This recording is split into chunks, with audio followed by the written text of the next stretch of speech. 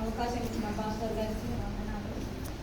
యేసుక్రీస్తు ప్రభుల వారు సిలువలో పలికిన 7 మాటల్లో నేను చెప్పబోయే మాట 2వ మాట లూకాసు సువార్త 23వ అధ్యాయము 43వ వచనము. లూకాసు సువార్త 23వ అధ్యాయము 43వ వచనము.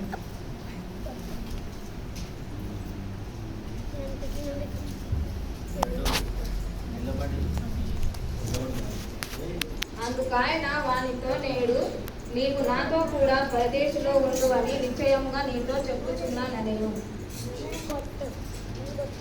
యేసుక్రీస్తు ప్రభుల వారిని సిలువ వేసినప్పుడు ఆయనతో పాటు 2 వ్యక్తులను కూడా సిలువ వేశాడు.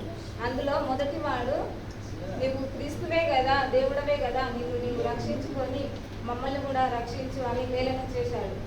అది తప్పు అని. 2వ వాడు, ఈయన ఏ తప్పిదము చేయలేదు, అయినా శిక్ష పొందుతున్నాడు. మనం తప్పు చేసినా మనకు శిక్ష న్యాయమే, కానీ ఆయన తప్పు చేయలేదు, శిక్ష అనుభవిస్తున్నాడు అని బాధపడతాడు.